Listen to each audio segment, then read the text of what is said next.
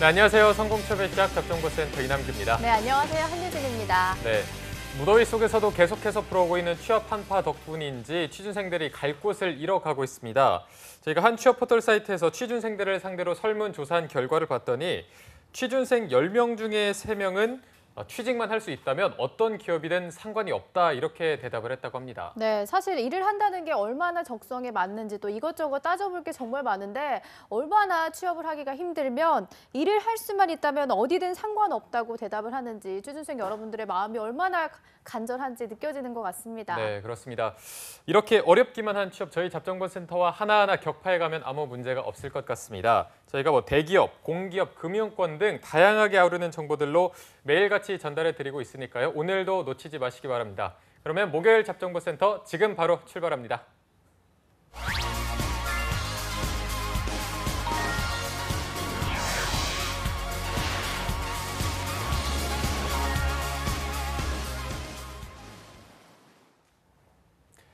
네, 채용 공고가 뜬 후에 전략을 짜면 됐습니다. 채용 공고가 뜨기 전에 미리미리 준비를 해야겠죠. 전문가들의 날카로운 시선으로 하반기 공채를 대비하는 잡정보센터 특집 여름날의 기적 시즌3 오늘도 계속됩니다. 네, 이번 주는 은행권 합격 전략에 대해서 짚어보고 있는데요. 오늘은 기업은행 순서입니다. 오늘 함께해 주실 분은 더 빅스터디의 정주원 강사님 함께하겠습니다. 어서 오십시오. 안녕하십니까. 네, 안녕하십니까. 요즘도 이제 출근할 때 계속 무더위가 계속되고 있는데 요즘 같은 가마솥 더위에 좀 어떻게 지내고 계세요? 저는 출근을 늦게 합니다. 출근을 오후 1시쯤에 출근을 하는데요. 그래서 조금 러시아워는 좀 피하고 있고요. 그리고 가급적이면은 대외적인 활동 밖에서 하는 것보다는 사무실 안에서 업무하려고 노력을 하고 있고요.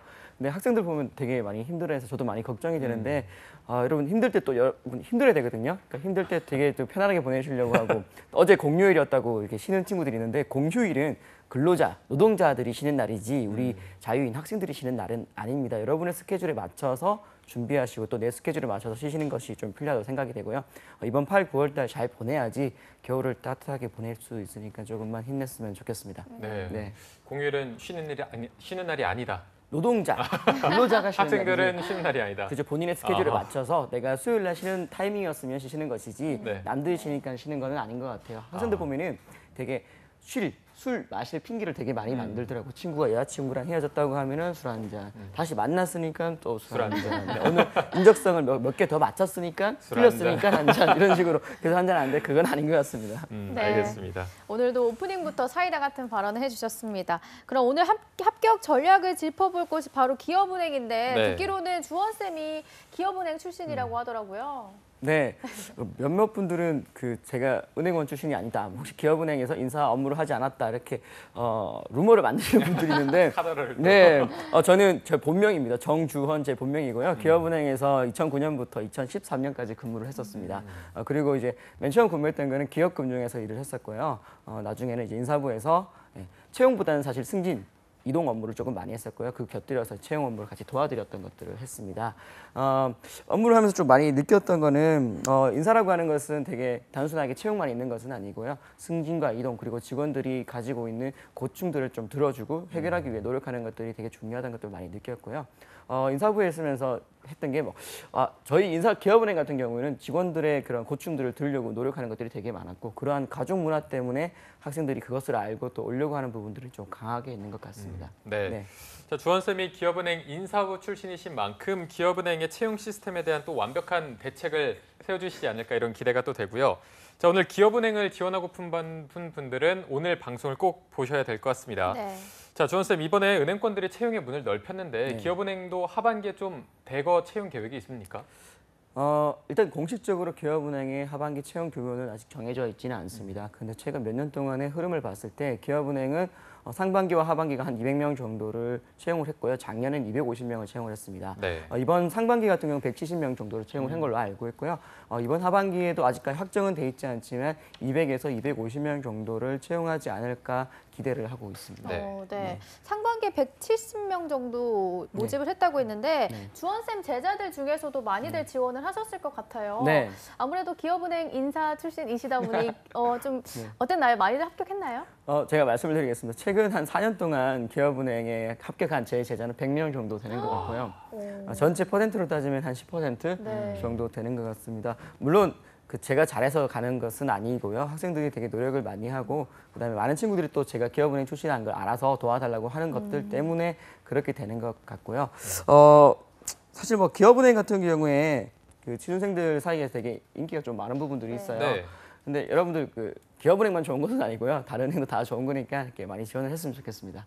네. 왜 이렇게 인기가 좀 많은 걸까요? 네. 기업은행은. 기업은행 같은 경우 일단 가장 첫 번째 이유는 국책은행이라고 하는 이유들 때문인 것 같습니다. 국책은행이기 때문에 안정적인 부분들이 되게 있죠. 그러니까 다른 은행들 같은 경우 규모에 확장된 부분들이 인수합병을 통해서 확장을 되는데 기업은행은 한 몇 년 된지 제가 정확히 기억은 안 나는데 오랜 기간 동안 인수합병 없이 자체적으로 성장했던 부분이 있고요. 그러한 자체적인 성장성 때문에 가족 같은 문화, 그러니까 자체적인 또 문화를 가지고 있는 부분이 있습니다. 그리고 두 번째는 따지고 보면은 노동 강도 대비 급여가 다른 곳보다 조금 높지 않나 생각되는 것이 있습니다. 은행 같은 경우에 영업을 되게 중요하게 이야기를 하고요. 살아남기 위해서 다른 기업과의 되게 경쟁이 되게 심화된 부분이 있습니다. 근데 기업은행은 중소기업을 위한 은행이다라고 하는 부분 강점을 분명히 가지고 있고요. 그런 강점을 잘 활용해서 1인당 효율성이 상당히 좋은 부분을 가지고 있습니다. 그래서 뭐 급여도 괜찮고 그다음에 근무 조건이나 복지 상태도 상당히 공공기관으로서 좋은 부분들을 많이 가지고 있어서 학생들이 지원하는 부분이 있고요. 그래서 인사부가 사실 좀 잘하는 것 같습니다. 좋은 문화를 조금 많이 보여주려고 하고 따뜻함을 학생들한테 전달하는 것들이 강하게 보이는 것 같습니다. 네, 이런 분위기라면 인기가 없을래 없을 수가 없을 것 같은데 자 그렇다면 기업은행에 합격하려면 어떤 인재를 찾는지 먼저 좀 봐야 될 것 같습니다. 일단 제 옆에 이렇게 합격한 인재가 앉아 있기 때문에 주원 쌤이 좀 기업은행에 합격하게 된 비결이랄까요? 어떤 점을 좀 강조해서 합격했다고 보십니까? 사실 대본이 없는 건데 좀 정확하게 말씀을 드리면 네. 제가 기업은행을 처음 봤을 때 캠퍼스 리크루팅에 갔을 때 그 담당하시던 차장님, 네, 차장님께서 너무 따뜻한 모습을 보여주시더라고요. 그래서 좀 첫눈에 반해서 여기는 꼭 가야겠다 생각을 했었고요. 그때 그냥 마음만 먹었던 게 아니라 저는 캠퍼스 리크루팅을 한 3번 정도 좀 따라갔습니다. 그냥 간 게 아니라 그리고 제가 가지고 있는 강점 그리고 제가 어떠한 이유 때문에 기업은행에 가야 되는지를 인사 담당자 분들한테 이야기하려고 좀 노력을 많이 했었고요. 그런 것들이 조금 사실 나중에 들었던 부분인데 기억에 많이 남아서 이 친구랑 정말 같이 일하고 싶다라는 생각을 했다고 저한테 말씀을 하시더라고요. 그래서 여러분들 그냥 남들하고 똑같이 자소서를 쓰고 인적성을 보고 그다음 면접을 보는 이런 행위 뭐 나쁜 건 아니지만 좀 내가 가지고 있는 장점을 어떻게 하면 어필할 수 있을까를 여러분들이 좀 노력을 했으면 좋겠습니다. 지금 금융권 채용 박람회를 같이 하고 있거든요. 그런 부분들 꼭 지원하셔서 본인을 보여줄 수 있는 부분을 보여줬으면 좋겠고요.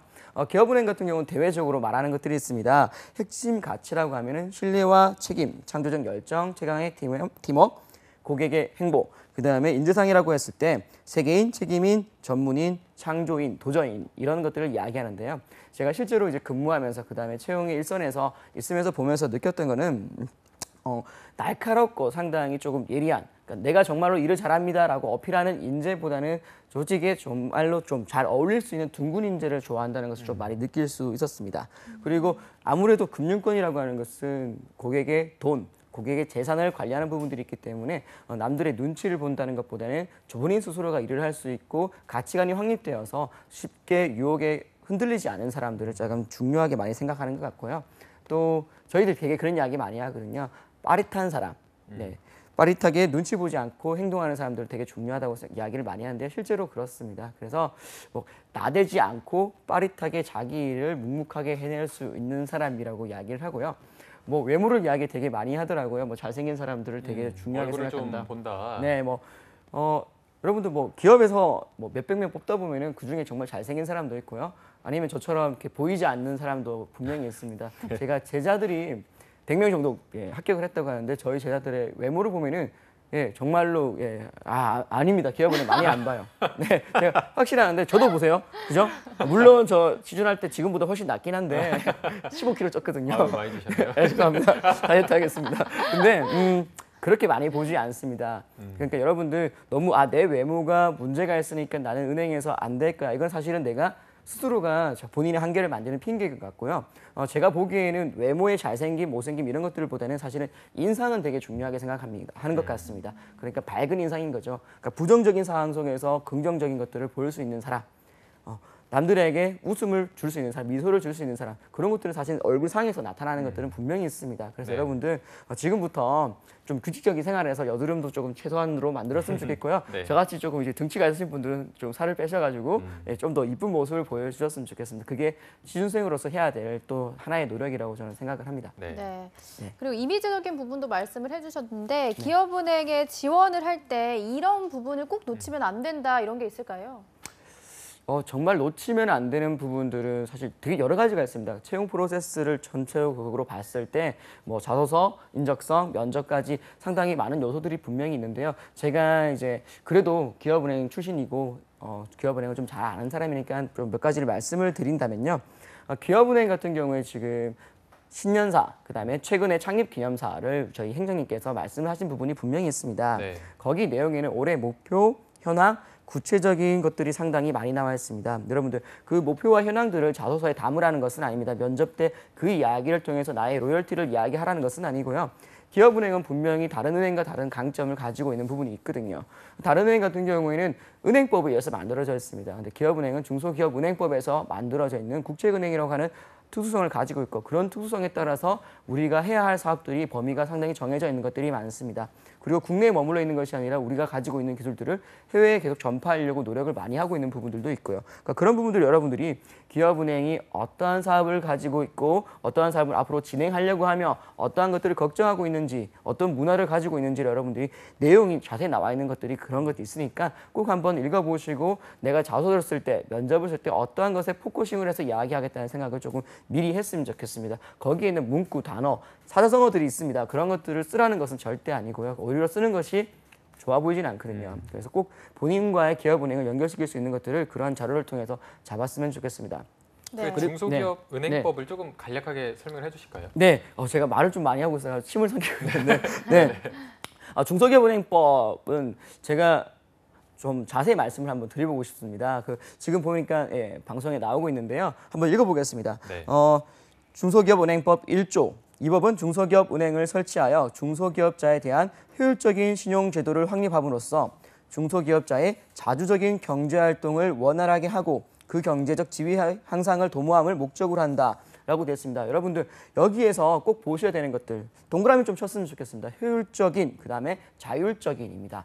우리나라 중소기업들 되게 많죠. 그다음에 자영업자분들 정말 많습니다. 그런데 이러한 분들이 대기업에 종속되어 있는 부분들이 많죠. 프랜차이즈 사업을 한다거나 아니면 하청업자로서 돼 있는 부분들이 되게 많은데요. 그렇기 때문에 독립성과 효율성을 많이 가지고 있지 못합니다. 중소기업이 생산성이 좋지 않기 때문에 직원들에게 복지와 급여를 못 주는 부분들도 있을 거고요. 대기업이 안 좋은 상황이 되면 중소기업도 같이 안 좋은 상황에 놓여지는 것들이 상당히 많습니다.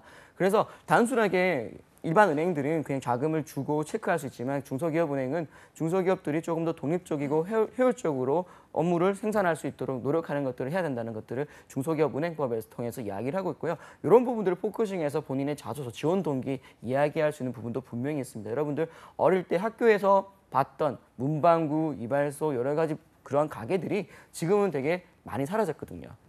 그런 것들이 우리 사장님이 일을 못해서 게을러서 그런 부분들이 분명히 아닐 겁니다. 시장이 변화가 되는데 그런 것들에 대해서 우리가 따라가지 못했고 독립적이고 효율적이지 못했기 때문에 도태된 것이란 말이에요. 그런 부분도 여러분들이 보고 느낀 것들을 자소와 면접에서 좀 이야기를 했으면 좋겠고요. 그다음에 다른 부분들을 조금 더 보면요. 32조의 중소기업은행의 임원은 형법이나 그 밖의 법률에 따른 법칙을 적용할 때는 공무원으로 본다고 되어 있습니다. 그만큼 다른 은행보다는 조금 더 도덕적인 부분에서의 중요성이 되게 있겠죠. 그 다음에 또 말씀을 드리면요. 33조의 3. 중소기업은행은 중소기업에 대한 조사, 연구와 기업 지도 업무를 수행한다라고 되어 있습니다. 즉 단순하게 예대 마진을 통해서 우리가 수익을 얻는 것들이 아니라 중소기업들이 독립적이고 효율적으로 업무를 할 수 있도록 우리는 조사를 하고 그리고 연구를 통해 중소기업들을 컨설팅한다는 부분이 있습니다. 이런 부분들 때문에 우리 김도진 행장님께서 말씀하시는 것이 동반자 금융이라는 것이죠. 단순하게 대출해 주는 것이 아니라 중소기업의 상태를 정확하게 평가를 하고 우리가 성장할 수 있도록 도와줘야 된다고 하는 것들입니다. 그러니까 우리가 이야기하고 있는 기업은행에서 이야기하고 있는 사업들이 전부 다 여기 중소기업은행법 안에서 연결되어 있는 부분이 있거든요. 그리고 이제 제가 또 기업은행을 가서 알게 됐던 부분이 한 가지 있는데요. 그 내용이 또 기업은행법, 중소기업은행법에 나와 있는데요. 한번 읽어드릴게요. 중소기업은행은 중소기업 금융채권을 발행할 수 있다. 그리고 이제 36조 5에 중소기업 금융채권은 그 원리금 상환에 대하여 정부가 보증할 수 있다라고 되어 있습니다. 즉 다른 은행 같은 경우와 다르게는 우리 기업은행은 중금채라고 하는 것을 중소기업 금융채권을 발행을 하고 그 금융채권의 책임은 기업은행뿐만 아니라 우리 국가에서 지고 있다는 것을 이야기합니다. 그래서 즉 국가의 신용 등급과 우리 기업은행의 신용 등급은 동일할 수밖에 없는 상황이라는 것을 이걸 통해서 알 수 있게 되는 것이죠. 그러니까 기업은행이 가지고 있는 아주 큰 강점이죠. 타행은 부실이 날 수 있겠지만 우리는 국가에서 보장을 해줍니다라고 하는 영업의 사실 키워드기도 하거든요. 네. 이런 부분들을 중소기업은행법에 상당히 많이 나와 있으니까 여러분들 꼭 한 번쯤은 읽어봤으면 좋겠고요. 이거는 기업은행만 국한된 이야기는 아닌 것 같습니다. 여러분 공공기관 같은 경우에는 사기업과 다르게 정관뿐만 아니라 관련 법률, 설립 근거 법률들이 분명히 있습니다. 내가 공공기관을 지원을 한다면은 일반 사기업, 그냥 단순하게 이익을 추구하는 것이 아니라 공익을 추구하기 위해서 지원을 했다고 이야기를 하실 텐데요. 그 공익의 범위, 그리고 목적, 어떤 방식으로 해야 되는 건지 그런 근거들은 법률에 의해서 정리가 되어 있으니까요. 꼭 한 번쯤 읽어보시고 본인과 연결고리를 조금 만들었으면 좋겠습니다. 네. 네. 신년사나 창립 기념사 그리고 중소기업 은행법에 대한 정리를 꼭 해보시기 바라고요. 이번에는 그럼 채용 프로세스에 대해서 얘기를 좀 해보겠습니다. 네. 주원 쌤이 보시기에 하반기 기업은행 채용에 변화가 있다면 어떤 부분일까요? 네, 사실 채용 프로세스를 아주 전반적으로 크게 봤을 때는 큰 변화는 없는 것 같습니다. 이제 타행 같은 경우에는 필기 시험이 새로 만들어졌다거나 그런 것들이 있는데 기업은행은 전통적으로 필기 시험을 제가 이제 필기 시험 1기거든요. 네. 네, 농담해드리면 저희 이제 선배님들이 그런 말씀하셨습니다. 선배들은 되게 잘생기고 이쁜 사람이 많은데 필기 시험 덕분에 외모가 하향이 되었다. 벌써 좀 걸러진 건가요? 네, 그래서 너는 합격했다라고 말씀을 하시더라고요. 그런 잔인한 말을 선배가. 네, 아닙니다. 괜찮습니다. 저는 강하니까요. 괜찮습니다. 아무튼 그런 이야기를 들었는데요. 기업은행은 그런 큰 변화가 발생한 것은 아니고요. 최근에 이제 보시면은 공공기관 블라인드 채용이 만들어지게 되었고, 그다음에 NCS 중심 채용으로 되게 이야기가 많이 나오고 있습니다. 그리고 또 좀 안타까운 소식이지만 금융권 채용 비리 관련돼 있는 이야기들이 많이 나오고 있는데요. 그런 것 때문에 기업은행 자체적인 인사 채용을 하는 것보다는 외부 전문가를 조금 초빙을 해서 함께 하는 게 좋지 않겠나 해서 최근에 이제 올해 상반기부터 공고를 올렸습니다. 여러분들 나라 장터에 보면은 기업은행이 상반기에 어떠한 것들을 중심으로 채용이 변화를 하려고 하는지 공고를 올린 것들이 있거든요. 한번 참고하셔서 읽어보셨으면 좋겠고요. 좀 대외적인 변화뿐만 아니라 대내적인 변화로 따진다고 하면은 금융이 단순한 금융업인 것이 아니라 이제 융합이 많이 되고 있죠. IT 기업으로 넘어가고 있는 부분들이 있기 때문에 디지털 부분을 채용을 되게 확대하고 있습니다. 제가 알기로는 20%까지 채용을 하려고 한다고 들었고요. 이번에 160명 중에서 45명이 IT 인재로 채용이 되었다고 들었습니다. 그래서 여러분들 보셔야 되는 것이 외부 평가가 되게 중요해진 부분이 있었고, 그다음에 그 평가들 때문에 논술이라는 부분들이 사라지게 되었고, 단순하게 이제 NCS 중심 평가가 바뀌게 되었고, 디지털 직무를 상당히 채용을 늘리고 있다는 것들이 이제 변화라고 보시면 될 것 같습니다. 네. 자, 기업은행 같은 경우는 8월 31일부터 약 3주 정도 채용을 진행할 텐데 기업은행만의 좀 채용 특징이 있다면 어떤 게 있을까요? 네, 크게 네 가지로 이제 간략하게 말씀을 드릴 수 있을 것 같은데요. 첫 번째는 경험의 중요성이 상당히 강조가 되고 있습니다. 타행 같은 경우에는 사실 학점, 전공, 블라인드라고 이야기를 하고 있지만 기입을 하고 있는 경우가 많습니다. 근데 기업은행은 공공기관, NCS, 블라인드 이게 확정이 되는 부분이 있기 때문에 아예 적용을 아예 쓰지 못하게 됐습니다. 그렇다고 기업은행이 금융권에 대한 로열티나 이 친구의 역량을 보지 않는 것은 아니거든요. 그래서 금융권에 얼마나 이 친구가 오랫동안 관심을 가지고 있는지를 보기 위해서 경험을 되게 중요시하는 부분들이 조금 있는 것 같고요. 두 번째는 아까 전에 말씀드렸던 객관성 때문에 필기시험 자체가 좀 많이 변한 것 같습니다. 과거에는 자소서를 통해서 많이 검증을 하고 필기시험 경쟁률이 2대1 정도밖에 안 되는데요. 지금은 자소서 검증률은 상당히 떨어지고 필기시험이 상당히 많이 중요해진 것 같습니다. 그리고 필기시험도 단순하게 NCS, 그냥 객관식으로만 되고 있고요. 옛날에는 약술, 논술, NCS 이렇게 3단계를 거쳤는데요. 지금은 그냥 필기시험, NCS만 보고 있습니다. 그리고 세 번째 말씀을 드리면요. 전통적으로 합숙 면접을 계속해 왔다는 것이 저 기업은행의 특징인데요. 합숙 면접을 통해서 그 면접 안에서의 내용, 그러니까 내가 PT를 얼마나 잘하고 내가 어떤 이야기에 대해서 협상 면접을 얼마나 잘 이끌고 가는 것도 중요하겠지만 우리 조직원, 구성원들과 얼마나 잘 지내는가, 그다음에 이동 간에 이 친구가 얼마나 바른 모습을 보여주는 것도 되게 중요하게 보고 있다는 것들 여러분들 체크하셨으면 좋겠고요. 네 번째, 말씀드렸죠. 디지털 인재가 상당히 많이 뽑고 있다는 부분입니다. 이건 기업은행만의 특징이 아니라 모든 금융권, 은행의 특징이라고 보시면 되겠습니다. 네. 네. 기업은행 채용 특징을 4가지로 꼽아주셨는데 지금부터 이걸 토대로 하반기 전략을 구체적으로 세워보도록 하겠습니다. 먼저 기업은행이 경험을 중요성을 강조한다라고 하셨는데요. 그래서인지 인턴 출신이 많이들 뽑힌다라는 이야기도 있습니다. 네. 실제로 서류 합격률을 보면 인턴을 했던 분들이 많이 합격을 좀 하나요? 네, 과거 기준으로 봤을 때 인턴을 했던 친구들 중에서 우수 인턴이라는 친구들은 바로 서류가 면제되는 경우들이 있었고요. 그다음에 우수 인턴이 아니다라고 하더라도 그래도 기업은행에 대한 로열티가 있다고 하는 부분들이 있어서 서류 합격률이 조금 더 높았던 부분들은 분명히 있습니다. 그런데 이번에 채용 프로세스가 조금 바뀌었던 부분이 있어서요. 서류는 사실 거의 대부분의 친구들이 합격을 한다고 보시면 될 것 같고요. 네. 우수 인턴인 친구들 같은 경우에는 필기 점수가 일정 부분 가점이 된다고 이야기가 나오고 있습니다. 그리고 여러분들 기업은행 인턴하는 거 되게 좋습니다. 기업은행을 가기 위해서 기업은행의 문화를 제대로 체험을 해보고 그다음에 내가 가지고 있는 역량을 보여줄 수 있다는 것에 강점이 있는데요.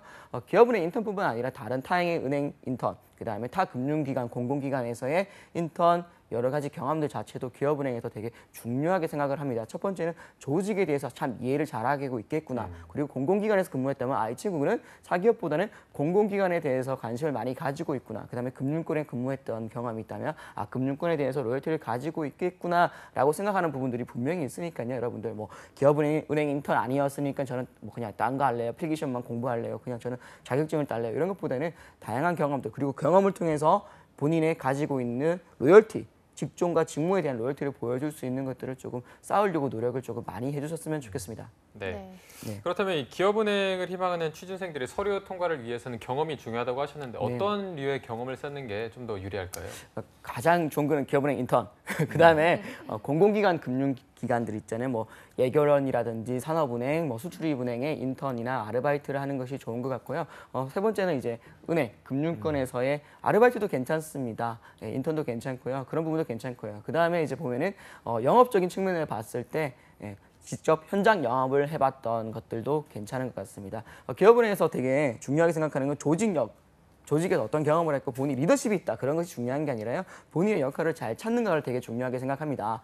여러분들 면접을 가시게 되면 합숙 면접 때 조장을 뽑거나 조장이 필요한 경우들이 있는데요. 그때 꼭 조장을 해야 되는 것은 아니거든요.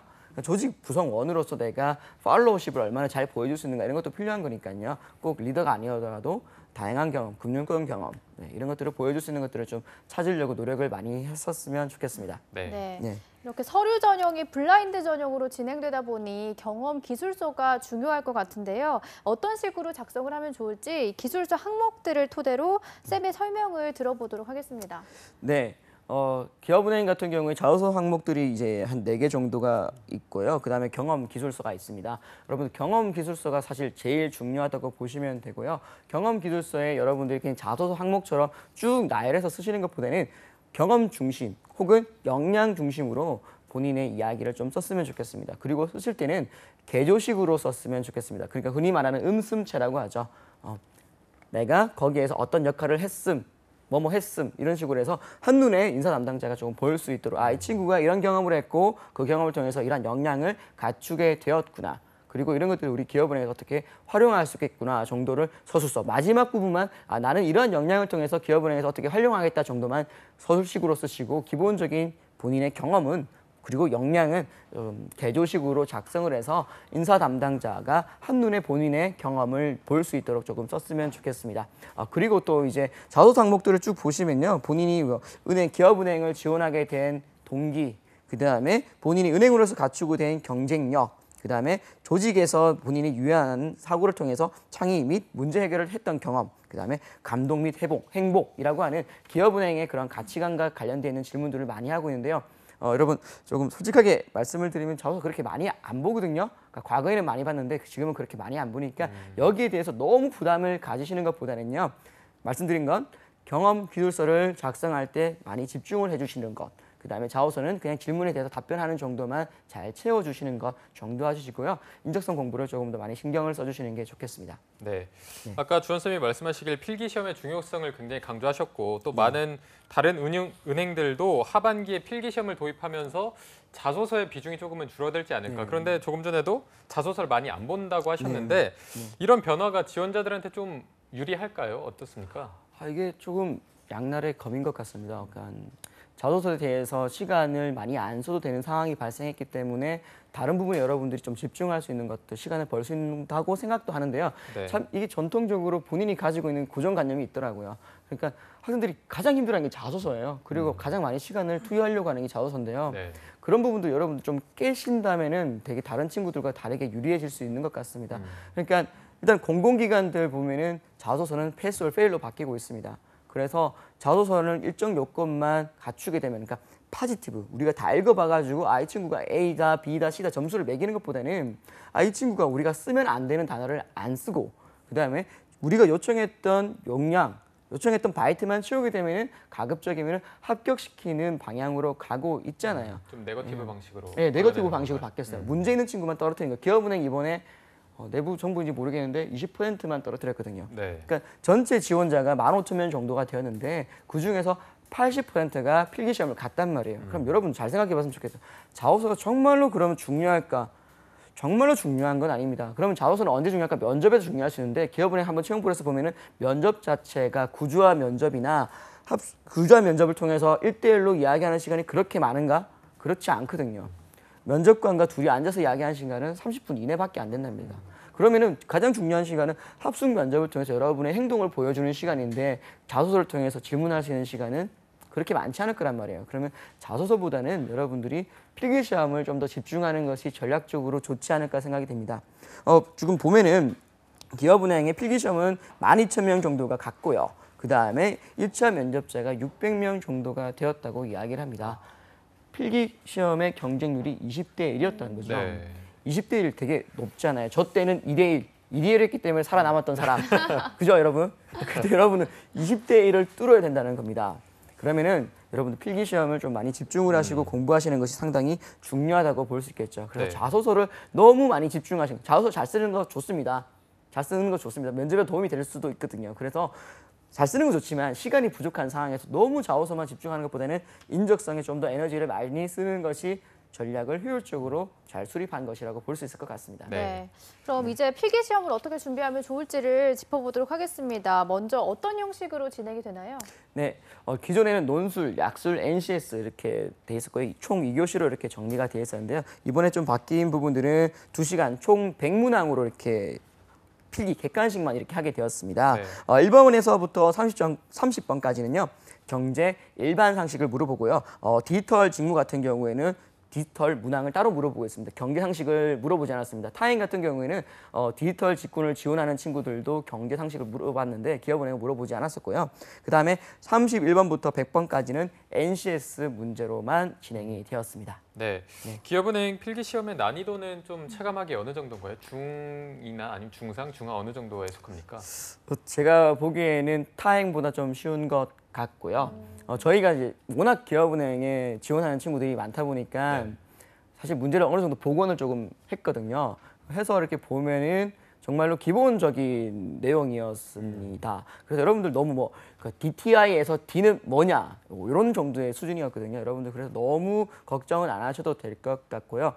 제가 한 개 기업을 이렇게 말씀드려도 되는지 모르겠는데 사실 문제의 난이도나 문제가 나왔던 출제됐던 범위들을 따져보면은 텔셋, 한경 텔셋 문제랑 상당히 비슷한 부분들이 있었던 것 같아요. 그래서 여러분들 그런 것들을 그냥 기본적으로 그냥 상식적으로 좀 준비하시는 게 좀 필요한 것 같고요. 문제를 조금 뜯어보면은 기업은행 같은 경우는 NCS 문제가 그러니까 GSAT은 영역별로 나눠져 있습니다. 그런데 기업은행은 의사소통, 수리, 문제 해결, 자원관리, 조직 이해 능력이 한 개에 뭉뚱그려져 있습니다. 그래서 수리만 풀어야지, 언어만 풀어야지 이렇게 시간별로 교시별로 나눠지는 것이 아니라 한 교시에 뭉쳐져 있으니까 그런 것들을 여러분들이 조금 두뇌 회전을 조금 좀 빨리빨리 해야 될 부분이 좀 있고요. 시간 관리를 좀 잘 하셔야 될 부분이 있는 것 같습니다. 네. 문제 출제 영역은 보면은 IBK 경제 리포트에서 조금 많이 나오는 것 같습니다. 거기에 나와 있는 문제, 거기에 나왔던 이야기들이 언어나 문제 해결 지문으로 상당히 조금 많이 나오는 것 같고요.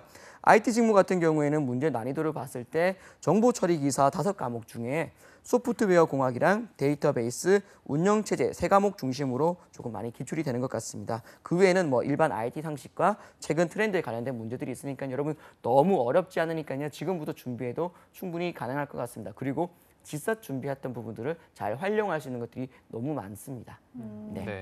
이 필기 시험이 상대평가겠죠? 네. 일단은 20대 1에서 저희가 뽑아야 하는 순위가 있기 때문에 상대평가로 결정이 되고 있고요. 과거에는 말씀드리면 안 될 것 같은데 아무튼 여러 가지 부분에 이렇게 저희가 체크해야 되는 부분들이 있었는데 지금은 순수하게 필기 성적만으로 체크하는 부분들이 있으니까 여러분들 필기 공부를 통해서 여러분들이 새로운 기회를 만들 수 있다고 생각을 하셨으면 좋겠습니다. 네. 네, 절대평가인 것 같습니다. 네, 알겠습니다. 상대평가인 것 같습니다. 네. 깜짝 놀랐네요. 네, 감사합니다. 네, 감사합니다. 네. 아무리 주원 선생님 쉽다고 하셔도 이렇게 상대평가고 20대 1을 뚫어야 하다 보니까 필기시험 준비를 철저하게 해주셔야 할 것 같습니다. 이렇게 필기시험에 통과했다면 마지막 단계인 면접이 남아 있습니다. 네. 은행 면접은 독특하게 합숙 면접이 이루어지는데 이 합숙 면접을 보는 특별한 이유가 뭔가요? 그런 게 있죠. 그러니까 말 잘하고 똑똑하고 정말로 뛰어난 사람들보다는 조직에 대해서 상당히 좀 이해도가 높고 다른 사람에 대해서 협업을 하려고 하고 배려심을 많이 가지고 있는 사람들이 은행원에 좀 더 적합하다고 생각하는 부분들이 있습니다. 은행원들이 정말로 대단한 능력을 갖추고 있는 상태에서 고객들을 컨설팅을 하는 것보다는 고객들이 가지고 있는 고민을 들어주고 함께 공감을 하고 거기에 대해서 같이 해결하려고 하는 모습들이 오히려 더 중요하다고 생각을 하고요. 그런 것들은 조직 관계에서의 본인만의 노하우를 가지고 있는 사람들이 더 좋다고 하는 것들을 보여주는 거기 때문에 합숙 면접을 통해서 정형화되어 있는 본인의 지식을 체크하는 것보다는 저희 필기시험을 통해서 어느 정도의 지식을 체크를 했으니까요. 합숙 면접을 통해서 관계지향적인 사람인가, 조직에 대해서 이해도가 높은 사람인가, 다른 사람과 상호적으로 잘 지낼 수 있는 사람인가를 보려고 하는 것들이 있는 것 같고요. 그러니까 면접을 따지고 보면은 구조화 면접이 있고 반구조화 면접이 있고 비구조화 면접이 이렇게 3가지가 있다고 보면 되는데 기업은행 같은 은행 같은 경우에는 비구조화 면접을 좀 선호하는 것 같습니다. 그러니까 말을 잘하기보다는 그냥 몸으로써 하는 행동을 통해서 이 친구의 가치관이나 이 친구의 모습을 판단하려고 하는 것들이 좀 많이 강화되어 있는 것 같습니다. 네. 네. 주원 쌤이 면접 합숙 하셨나요? 저도 합숙 면접을 참여했었고 그다음에 면접관으로 들어가기도 했었습니다. 네. 합숙 면접 분위기가 좀 어떤 편인가요? 정말 가족 같습니다. 정말로 이렇게 간혹 가다가 이게 면접인지 놀러 왔는지 모르는 친구들이 있었습니다. 그러니까 저희가 기업은행 같은 경우 1박 2일을 하잖아요. 저녁에 뭐 맥주를 한잔하는 시간들이 있거든요. 뭐 항상 있는 건 아닌데 있는 경우도 있는데 그때 만취해서 아이고. 네 그리고 옛날에는 밴드가 와가지고 저희 이제 선배님들이 오셔가지고 기업은행 밴드부가 와서 노래를 불러주고 했는데 그때 나와서 춤을 추는 친구들이 있었어요. 네, 저는 개인적으로 되게 보수적인 사람이어서 미안 이렇게 안녕 이렇게 쓴 적이 있었는데 춤춘 게 당사자가 아니신가요? 저는 아주 되게 보시면 아시겠지만 되게 얌전하고 그래요? 바른 스타일이었기 때문에 조심을 했었고요. 그래 간혹 이제 그런 친구들이 있어요. 그래서 아니죠, 그건 아닌 것 같은데 그쵸. 아무튼 네. 합숙 면접 분위기가 너무 좋습니다. 그리고 친구가 경쟁자가 아니고 같은 팀으로서 좀 움직여야 되는 부분이 있어요. 그리고 여러분 그게 있어요. 어떤 조는 팀워크가 너무 좋아서 다 붙고 어떤 조는 전원이 탈락하는 경우들이 있습니다. 그래서 여러분들 합숙 면접을 가실 때 팀 내에서 내가 너무 뛰어나 보이고 너무 리더십을 끌고 가려고 하는 것보다는 다른 사람과 정말 잘 어울리고 내가 서포트할 수 있는 부분도 좀 고민을 많이 했으면 좋겠어요. 생각나는 게 있는데 제가 이건 면접 자로 갔을 때 저희 리더 형이 나이가 많아서 이제 리더였거든요. 근데 본인은 리더의 자질이 없는 사람이었어요. 평소 때 리더를 전혀 안 해봤던 형인데 손들어서 제가 조장을 하겠습니다라고 이렇게 하더라고요. 좀 더 돋보이기 위해서. 근데 그때부터 그 형은 손을 떨더라고요. 그래서 볼도 떨고. 볼은 어떻게 떨죠? 네, 막 모르겠어요. 막 떨면서 야, 니들 그렇게 하면 안 돼. 뭐 이러면서 그게 리더십이라고 생각하고 막 보여주는데, 아이고. 기업은행 그 합숙 면접 마지막 시간에 그런 거래요. 그러니까 면접관이랑 1대1 상담 같은 걸 진행하는데 네. 2대1 상담 이런 걸 진행하는 그때 물어보거든요. 같이 가장 근무하고 싶었던 조원이 누구냐, 가장 까다로웠던 조원이 누구냐 이런 질문을 하는데 그때 그 형은 난리가 난 거죠. 다 그 사람 안 좋다. 그럼 아웃됐던 부분들이 있는데 여러분들 합숙 면접 분위기 정말 좋고요. 되게 좀 동아리 모임 같은 느낌이 분명히 있습니다. 하지만 면접이라는 건 나는 항상 평가를 받고 있다는 거 그 잊지 않았으면 좋겠고요. 그리고 내가 가지고 있지 않은 부분들을 억지로 보이려고 하는 것도 되게 위험합니다. 1박 2일이라는 시간 동안 거짓 행동을 하는 건 되게 힘드니까요. 본인의 포지션, 본인이 가지고 있는 강점, 본인의 특징들을 정확하게 파악하시고 거기에서 조금 더 어필을 할 수 있는 부분들이 무엇이 있을까를 고민을 많이 해줬으면 좋겠습니다. 네, 알겠습니다.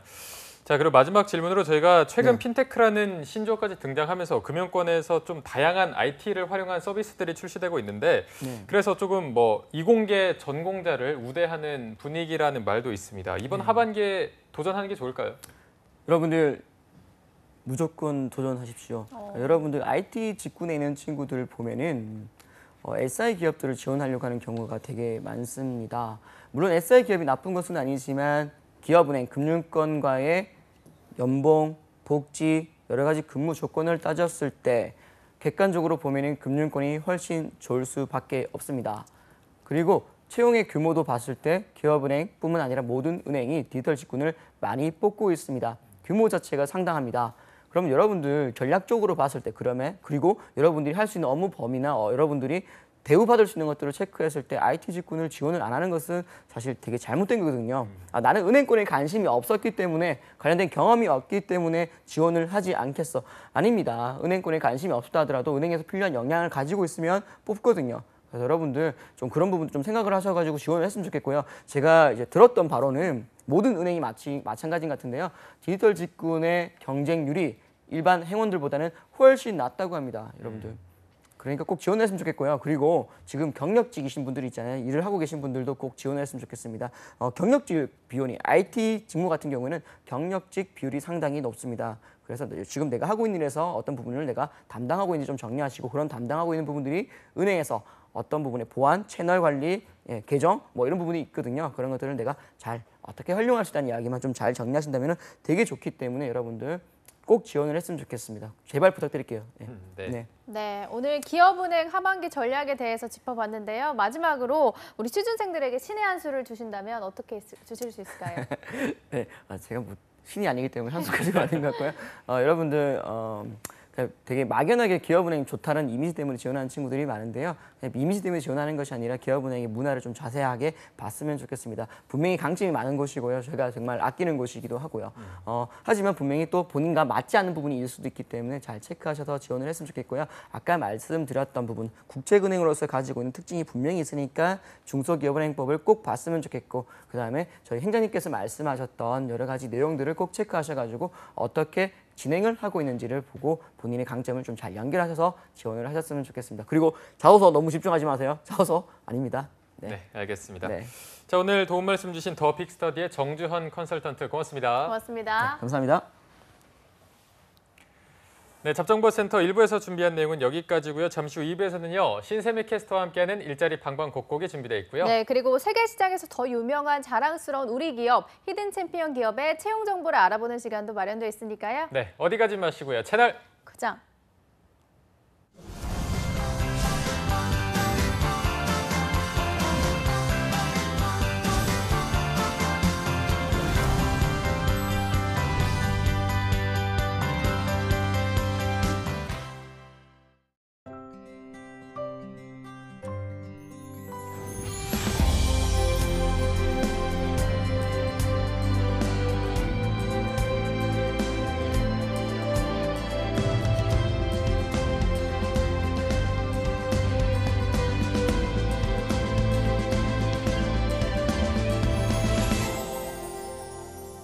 아이라는 이름의 미래, 아동수당이 함께합니다. 아동수당 지금 신청하세요. 보건복지부. 한국 직업 방송을 보면 취업이 보입니다.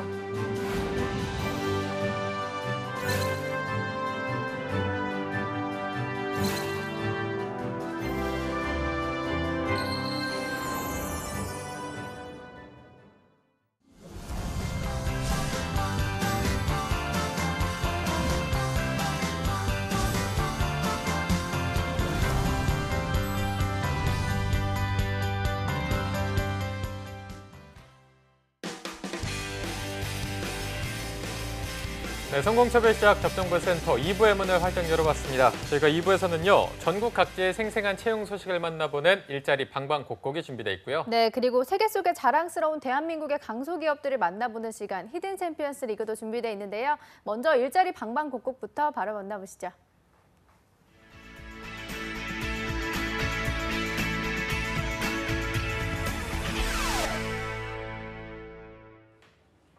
네, 오늘은 과연 어떤 일자리들이 올라와 있는지 매일매일 전국 각지의 생생한 채용 정보를 알아보는 일자리 방방곡곡. 오늘은 강원도 먼저 가보겠습니다. 춘천고용센터의 이금주 주무관님 안녕하세요.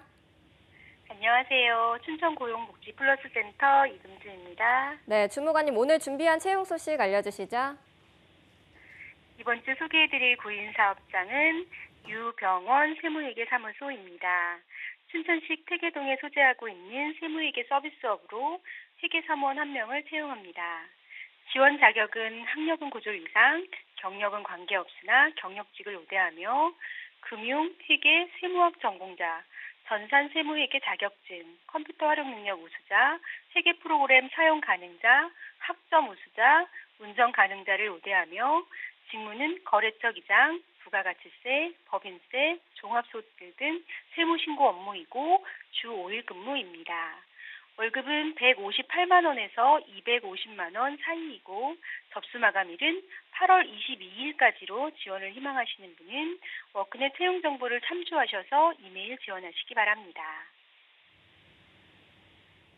네, 경력직 우대 등 다양한 조건의 우대 사항이 있으니까요. 지원하실 때 꼭 참고하시기 바랍니다. 주무관님, 다음은 어떤 소식인가요?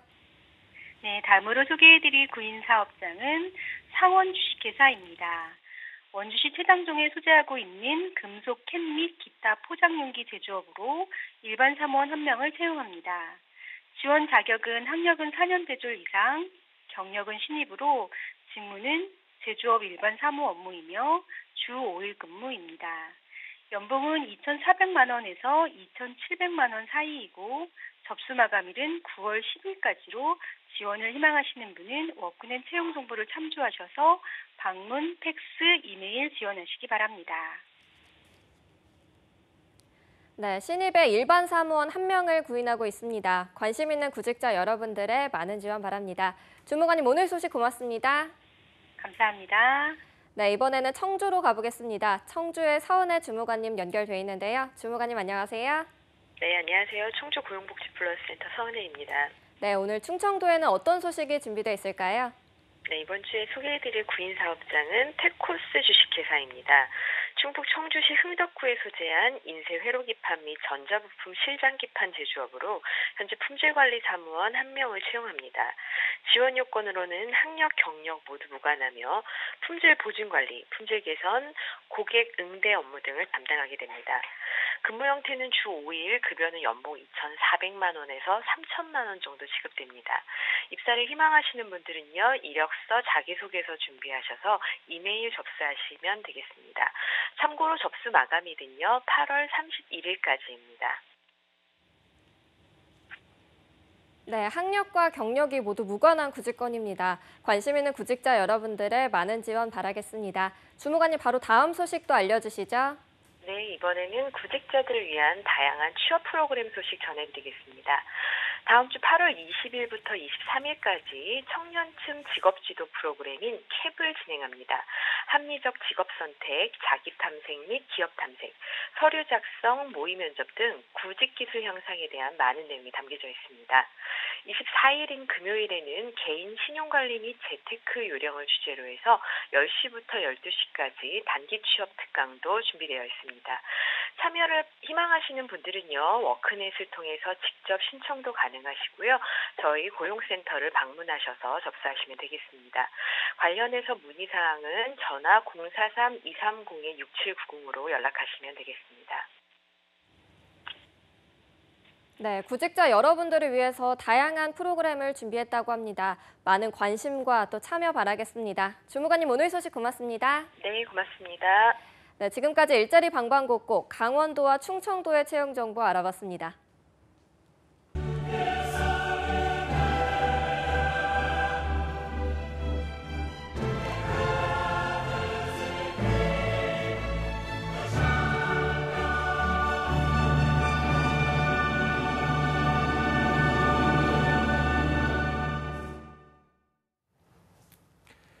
네, 해외에서 더 유명하고요. 또 대기업의 성장률보다 더 높은 성장률을 가지고 있고 회사와 내가 함께 커나갈 수 있는 강소기업들의 채용 정보를 알아보는 히든 챔피언스 리그 시간입니다. 네, 오늘 도움 말씀 주실 분은 취업 포털 커리어의 김현아 컨설턴트 함께하겠습니다. 안녕하세요. 안녕하십니까. 안녕하세요. 취업 포털 커리어 김연아입니다. 네. 네. 현아 쌤, 이제 9월 하반기 공채가 정말 코앞으로 다가왔는데 많은 취준생분들이 지금 좀 어떤 거를 준비해야 되나 갈팡질팡하고 있을 것 같아서 지금 시기에 좀 어떤 거에 집중해서 준비하는 게 가장 효과적이라고 할 수 있을까요? 우선 지금 준비하고 있는 기업의 직무 분석이나 기업 조사가 끝났다면 거기에 맞춰서 자기소개서를 좀 다듬는 시간을 갖고 그다음에 필요한 자격증이나 인적성 준비를 이제 하는 것도 좋을 것 같습니다. 네. 네, 알겠습니다.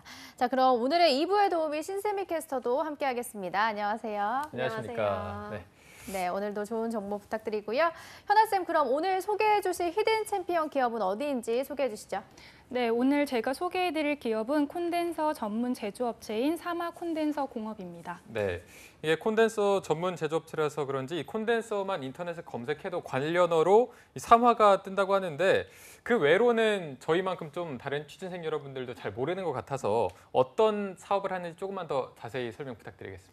네, 먼저 오늘 소개한 그룹은 사마 콘덴서 그룹의 계열사 중 하나입니다.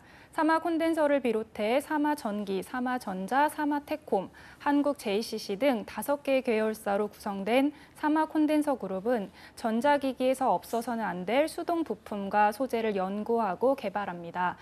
또한 1956년 설립 후 전력용 콘덴서, 전해 콘덴서, 세라믹 콘덴서, 페라이트 코어, MLCC 등 전자기기 핵심 부품과 소재를 국내 최초로 양산하며 전자산업을 선도해온 그룹입니다. 네, 5개의 계열사 모두가 전자기기에서 없어서는 안 될 부품과 소재를 연구한다고 하니까 오늘의 계열사인 사마 콘덴서가 주력으로 밀고 있는 제품은 어떤 건지도 궁금해지는데 어떤 건가요? 네, 사마 콘덴서 그룹 공업은 종합 콘덴서 제조업을 주력으로 각각 MLCC, DCC, EML 필터, FC 부분으로 구분되며 특히 MLC 부분에서 매출 60%가 발생하는데요. 향후 하이브리드 부품 개발 및 전기 자동차용 세라믹 모듈 공급 등 사업 다각화를 통해 매출 증가를 예상하고 있습니다. 네, 오늘도 굉장히 알 수 없는 단어가 많이 나오고 있는 것 같습니다. MLCC란 제품을 처음 듣는데 이 MLCC란 게 정확히 어떤 건가요? 네, MLCC는 전자기기 회로에 전류가 일정하게 흐르도록 제어하는 역할을 하는 제품인데요. 휴대전화, LCD TV, 컴퓨터 등 광범위한 분야에 사용되는데 한 제품에 쓰이는 개수도 적지 않습니다. 일반 휴대전화에 200여 개, 스마트폰 400여 개, LCD TV 700여 개 정도 사용되는데 이로 인해 MLCC가 반도체와 함께 산업의 쌀이라고 불리기도 합니다.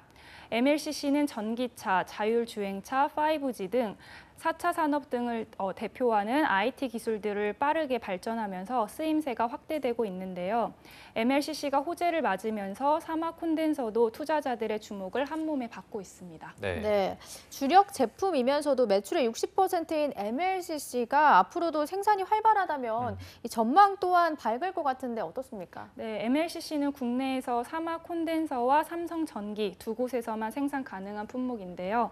최근 사마 콘덴서의 MLCC 사업부는 호재를 만났습니다. 차세대 통신 기술인 5G가 2019년 국내 상용화를 앞두고 있어서인데요. 통신 업체들의 5G 투자가 늘면서 통신 장비용 MLCC의 사용량 또한 증가하고 있고요. 5G 상용화가 되면서 스마트폰 내 MLCC 사용량도 20% 이상 늘어날 것으로 전망됩니다. 네. 자, MLCC가 이렇게 다양한 제품에 사용이 된다면 그 제품의 고객사들도 굉장히 다양하게 보유하고 있을 것 같은데 좀 어떤 고객사를 두고 있나요? 네, 주요 고객사는 LG전자와 LG이코텍이 있는데요. 고객사인 LG전자의 전장 사업이 성장세를 보이고 있기 때문에 LG전자의 활약은 사마 콘덴서에 힘을 실어줄 것으로 보입니다. 그리고 전력 변화 콘덴서인 DCLC는 현대모비스를 통해 현대차 아이오닉과 기아차 니로에 독점 납품되고 있으며 델파이를 통해 BMW, 볼보 등 글로벌 완성차 업체에도 제품을 공급하고 있습니다. 뿐만 아니라 중국 업체로 확대되어 DCLC의 매출도 증가할 것으로 예상됩니다. 네. 굵직한 기업들을 고객사로 두고 있는 것 같습니다. 그만큼 매출액도 상당할 것 같은데 어떤 수준인가요?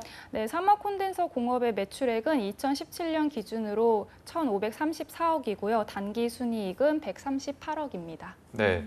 매출액도 상당한 만큼 지금까지 쌤의 설명을 들으니까 뭐 어느 것 하나 빠지는 것이 없는 기업이다 이런 생각이 듭니다. 자, 이렇게 사막 콘덴서 공업이 되기까지 어떤 히스토리가 있어서 이런 부분이 가능했는지 신세미 캐스터가 자세히 설명해 드리도록 하겠습니다. 네, 사막 콘덴서 공업은 1956년에 오한 실업이란 이름으로 설립이 됐는데요. 1963년에 공장 준공 국내 최초로 콘덴서를 생산에 개시하고요. 1968년에는 지금의 이름인 사막 콘덴서 공업으로 상호를 변경했습니다. 1973년에는 수출이 연간 100만 부를 돌파했고요. 2009년에는 사마 인디아와 헝가리에 법인을 세웁니다. 2011년에는 세계 인류 상품 및 생산 기업으로서 선정이 되고 같은 해 기술혁신 부분 혁신 대상을 수상하게 됩니다. 다음 해인 2012년은 인적자원 우수기업으로서 경기도 일하기 좋은 기업으로 선정됐는데요. 2015년은 경영품질 제품혁신 부문에서 대상을 수상했고요. 메탈파워 인덕터를 세계 최초로 개발 양산합니다. 2017년에는 기술혁신 부문에서 수상을 하는데요. 이처럼 전자기기의 핵심 부품과 소재를 국내 최초로 양산하면서 전자산업을 선도한 그룹 사막 콘덴서 공업의 영역이었습니다. 네, 연역 소개 감사드립니다. 아까도 현아쌤이 설명을 해주시긴 했지만 연역을 살펴보니까 수상 내역이 정말 많아요. 그중에서도 일하기 좋은 기업으로 선정된 만큼 직원들의 만족도가 높을 것 같은데요. 그래서 그런지 연봉 수준이 어떤지 궁금하거든요. 네, 사막 콘덴서 공업의 연봉은 2017년 기준으로 대졸 초임 3천만 원입니다. 근데 평균은 4,300만 원 정도 됩니다. 네. 초봉도 굉장히 좋은 편이고 저는 또 요즘 사내복지가 좀 눈길이 가는데 사내복지는 좋은 편인가요? 어떻습니까? 네, 나쁘지 않습니다. 사막 콘덴서의 복지는 화면에서 보시는 것과 같이 해외 연수 및 해외 여행 지원해주고 자녀 학자금 지원, 휴가 지원, 그리고 주 40시간 근무제 등 복지 혜택을 직원들에게 주고 있습니다. 네, 복지 수준도 필요한 것은 꼭꼭 다 챙겨진 느낌인데요. 이렇게 사막 콘덴서 공업에 대해서 많은 분들이 채용을 궁금해하실 것 같습니다. 채용 전형에 대해서 현아쌤이 소개해 주시죠. 네, 이번 2018년도 사막 콘덴서 공업의 하반기 신입 및 경력직 채용은 4개 부분으로 이루어지는데요. 관리본부, 부품사업부, 중장기 사업부, 연구소입니다. 각 부문은 신입 및 경력자 모두 지원 가능한데요. 다만 경력 인정은 2년 이상 근무자만 해당 가능합니다. 공통 자격 요건으로는 해당 학력 졸업자 또는 2018년 8월 졸업 예정자, 남자는 군필 또는 면제자로 해외여행에 결격 사유가 없는 자, 토익, 토익 스피킹, 오픽 등 공인 영어 인증 성적표 소지자, 그리고 영어 능력 우수자, 해당 전공자, 전기 전자 부품 관련 경력자를 공통적으로 우대합니다. 접수 기간은 8월 19일까지니까 꼭 체크하셔서 지원하시길 바라겠습니다. 네, 자, 8월 19일 이번 주 일요일까지입니다. 꼭 미리미리 체크를 하시고요. 자세한 채용 부분은 신세미 캐스터가 소개해 주시죠. 네, 먼저 관리본부부터 설명을 드리자면 관리본부의 ERP팀은 컴퓨터와 정보통신공학 전공자를 희망하고 있고요. 부품사업부의 영업팀은 전자공학과 전기공학, 기타 공학 계열 전공자를 희망하고 있고 영어 능력 우수자를 우대하고 있습니다. 그리고 중전기 사업부의 영업팀은 전기공학과 상경 계열 전공자를 희망하고요. 영어 능력 우수자와 전력업체 근무 경력자를 우대하고 있습니다. 연구소는 MLCC 선행개발팀과 FC 선행개발팀에서 채용 공고가 올라왔는데요. 먼저 MLCC 선행개발팀은 신소재와 재료, 화학공학 전공자를 희망하고 있고요. 석사 졸업자와 직무 관련 연구 경험자를 우대하고 있습니다. 그리고 FC 선행개발팀은 전기와 전자재료, 신소재, 화학공학 전공자를 희망하고요. 석사 졸업자와 필름 콘덴서, 2차 전지, 그리고 슈퍼커패시터 등 경력을 우대하고 있습니다. 각 채용 부문마다 필수 자격 요건과 우대 사항이 다르기 때문에 꼼꼼하게 채용 정보를 확인하시고 지원하셔야겠습니다. 네. 이어서 바로 현아 쌤이 채용 절차에 대해서도 짚어주시죠. 네, 사마 콘덴서 공업의 채용 절차는 서류 전형, 인적성 검사, 면접 전형, 건강검진, 최종 합격 순입니다. 네. 현아 쌤 혹시 이번 채용에서 취준생들한테 조금 당부할 점이 있다면 어떤 게 있을까요? 네, 바로 입사 지원서인데요. 당사 지정 양식에 맞춰서 준비해야 합니다. 이 양식은 회사 홈페이지에서 지정 양식을 다운로드 받으시면 되는데 이메일은 이메일 접수만 받기 때문에 메일 발송 시 메일 제목과 파일명에 신경 쓰셔야 합니다. 예를 들어 관리본부에 지원하신다면 관리본부 그리고 아래 하이픈 ERP 괄호하고 본인 이름을 작성하셔서 통일하시면 됩니다. 또한 입사 지원서 작성 시 성적 증명서, 졸업 증명서 각 한 부를 첨부해야 하며 경력자의 경우 경력 기술서를 상세히 작성해 주시길 바라겠습니다. 네. 현아 쌤 마지막으로 오늘의 기업 사마 콘덴서 공업을 추천하시는 이유가 있다면 어떤 걸까요? 네, 우선 사마 콘덴서 공업은 중국, 미주, 유럽, 동남아시아 등 10개국 16개소 현지 생산 법인 및 판매 법인을 운영해 해외 비즈니스망을 확장하고 있습니다. 글로벌 경쟁력을 갖추고 세계 유수의 파트너들과 유기적인 네트워크를 갖춰서 세계 전자산업 시장 곳곳에서 활약하고 있다는 점이 매력인데요. 또한 MLCC가 많이 사용되는 전장 산업이 성장하고 있는 것도 이 회사의 긍정적인 요인입니다. 산업 분야별로 MLCC가 호재를 맞았다는 점과 단가 상승으로 영업 이익률의 상승폭이 커질 거라는 점을 고려했을 때 MLCC 산업의 중심에 서 있는 사마 콘덴서를 주목해야 하는 이유가 아닐까 싶습니다. 네. 자, 신세미 캐스터 마지막으로 단골 질문 드리겠습니다. 항상 모든 기업을 추천해 주시는 것 같은데 현아 쌤이 추천해 준 사마 콘덴서 공업 어떨 것 같습니까? 좀 짧게 부탁드리겠습니다. 네, 사마 콘덴서 공업은 일단 현아 쌤이 말씀하셨던 것처럼 세계적으로 계속해서 뻗어나가고 있는 점이 눈에 띄고요. 또 5G가 국내 상용화가 되면서 주력 제품이었던 MLCC가 계속해서 호재를 맞는다는 게 참 좋은 소식이 아닌가 싶습니다. 그래서 네. 8월 19일까지 빠르게 지원하시면 좋겠습니다. 네. 네, 오늘 앞으로의 성장이 더 기대되는 사마 콘덴서 공업에 대해서 알아봤습니다. 채용 정보 확인하시고 많은 지원하시기 바랍니다. 오늘 도움 말씀 주신 취업포털 커리어의 김연아 컨설턴트 그리고 신세미 캐스터 두 분 고맙습니다. 고맙습니다. 네, 오늘 또 알차게 한번 준비를 해봤는데요. 재밌게 보셨는지 모르겠습니다. 내일은 기분 좋은 금요일이 돌아오는 날인데요. 내일은 저희가 좀 특별하게 은행권 출신 강사들이 총출동해서 하반기 은행권 채용에 대해서 낱낱이 밝혀드리는 시간을 한번 준비해봤습니다. 네, 그리고 2부에서는 문화생활이 바빠서 접하기 힘든 취준생들을 위해서 준비된 코너입니다. 영화 직업을 만나다도 준비되어 있습니다. 네, 저희는 내일 오전 10시에 다시 찾아뵙도록 하겠습니다. 시청해주신 여러분 고맙습니다. 고맙습니다.